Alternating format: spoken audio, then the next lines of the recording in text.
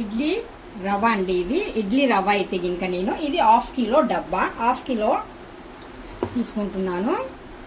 చాలామంది కొలత చూపించండి అని చెప్పారు, ఒకరు ఇద్దరు. నాకైతే ఇంకా అంటే పెట్టినప్పుడు మాత్రం లాంగ్ వీడియోలోనే కొలతలు అన్నీ పర్ఫెక్ట్గా ఉంటాయి. షార్ట్లో అడుగుతూ ఉంటారు, షార్ట్లో కాదండి, లాంగ్ వీడియో చూస్తే తెలుస్తుంది. ఇది లెవెల్గా అయితే కరెక్ట్గా మనకు 1/2 కేజీ అనమాట. ఇది 1/2 కేజీ నూకైతే తీసుకున్నాను. మినపప్పు ఎంత తీసుకుంటున్నానో మీరే చూడండి. మరి ఈ మినపప్పు మనము పలుకు అంటే ఇంకా పలుకు పప్పు లేకుండా ఇలాగా రౌండ్గా ఉన్న పప్పు తీసుకుంటే రుబ్బు అనేది మనకు చాలా ఎక్కువగా వస్తుందన్నమాట. అందుకనేసి మనము రౌండ్గా ఉన్న పప్పే ఎక్కువ, నేను బద్దపప్పు అంటారు కదా, బద్దపప్పు అయితే ఎక్కువగా తీసుకోను. చూస్తున్నారు కదా, మనం ఒక 1/2 కిలోకి ఈ మాత్రం అయితే సరిపోతుంది అంతే. ఈ మాత్రం పప్పు అయితే మనకు రుబ్బు సరిపోతుంది.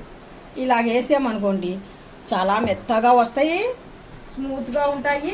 మనం చేసే విధానంలో ఉంటుంది, అది కూడా మీరు తర్వాత చూద్దురు. 1కి 2 సార్లు మనము రవ్వ అయితే కనుక ముందుగానే కడిగి పెట్టుకుందాము. రవ్వ అయితే 2 సార్లు కడిగేసానండి, శుభ్రంగా కడిగేసి ఇంకా వాటర్ అయితే వేసి ఇలాగ వదిలేద్దాము. తర్వాత మినపప్పు కూడా శుభ్రంగా 1-2 సార్లు బాగా ఇలాగా పైన రుద్దేసి కడిగేద్దాం. లైట్ ఉడుకున్నా కానీ సరే పోతుంది కదా. ఇప్పుడు ఇందులో కూడా మనం వాటర్ వేసి ఇలాగ వదిలేద్దాము. 2 సమానంగా అయితే ఒకసారి ఇలాగా వదిలేసి మనకు 5 నుండి 6 గంటల వరకు నానితే చాలండి. చూస్తున్నారు కదండి పప్పు ఎంత చక్కగా నానిందో. మనము 5 నుండి 6 గంటలు అన్నాం కదా, కరెక్ట్గా 5 గంటలు అయితే అయ్యింది ఇప్పటికి పప్పు నానబెట్టేసి. ఇప్పుడు నేను గ్రైండర్లో యాడ్ చేస్తున్నాను.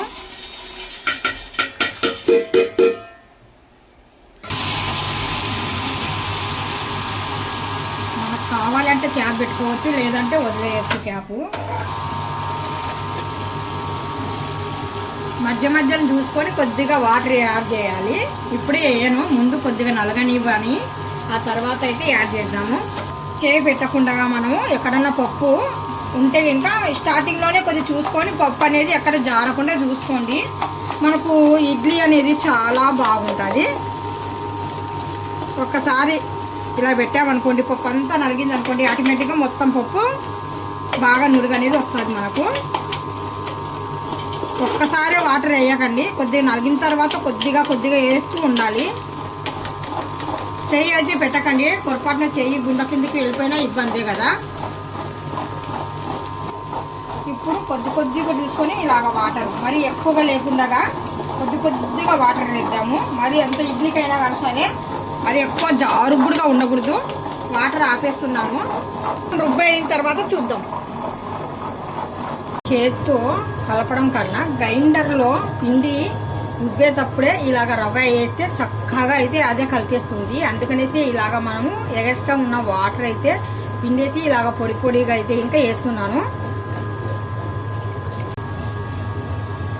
ఉప్పు కూడా ఇందులోనే వేసేస్తున్నాను. ఇదైతే ఇంకా సమానంగా బాగా కలిపేస్తుంది అనేసి సాల్ట్ అయితే యాడ్ చేశాను. ఇంకా ఆఫ్ చేసేసి పిండి ఎత్తేయడమే. పిండి ఎంత బాగా వచ్చిందో, పర్ఫెక్ట్గా వచ్చింది. పిండి అయితే ఎత్తేసాను. ఇంకా మనం మూత మూసేసి వదిలేద్దాము. ఉదయం చూద్దాం. ఇప్పుడు ఉదయం అయిన తర్వాత ఇడ్లీ రుబ్బు అయితే చూపిస్తాను అన్నాను కదా, చూస్తున్నాను కదా ఇడ్లీ రుబ్బు ఎలాగుంది చూడండి. ఎంత సోయా ఉంది చూడండి. మనం చూడండి ఎలాగన్నా మన గాలి ఏదైనా ఉంటే ఇంకా గాలి అనేది శుభ్రంగా పోతుంది. 1-2 సార్లు బాగా గంటతో పిండి బాగా ఇలా కలిపేయాలి. కలిపితే ఇంకా మనకు ఎంత థిక్నెస్గా ఉందో కనిపించేస్తుంది. చూస్తున్నారా ఇంత తిక్కుగా ఉంది పిండి అయితే. ఇంకా పాత్రలు ఇడ్లీ పెట్టేటప్పుడు కొద్దిగా శుభ్రంగా అయితే ఇంకా కడగాలి. అంటే ఇంకా కొద్ది తేమలాగా ఉండాలి లైట్గా. అప్పుడైతే నేను ఇడ్లీ పెట్టేస్తున్నాను.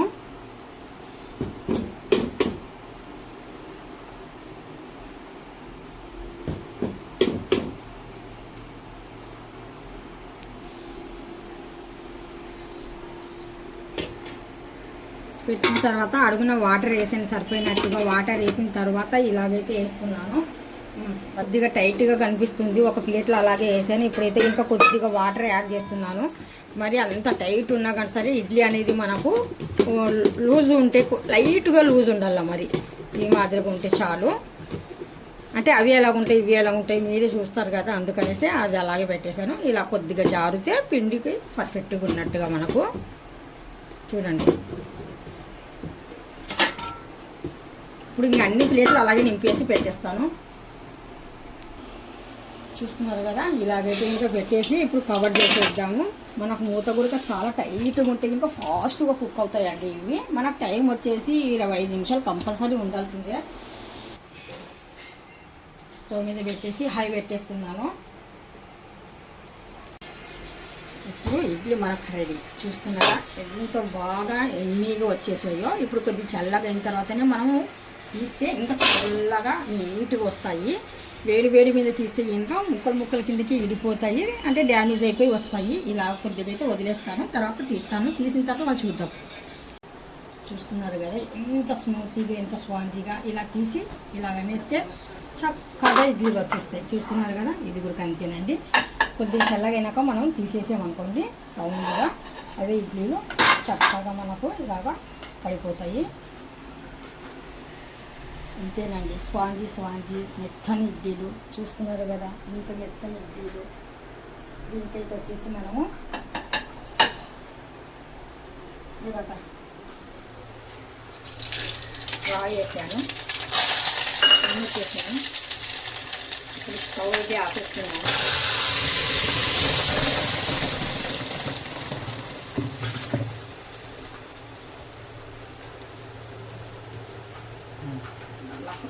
ఇది కాంబినేషన్ అనమాట.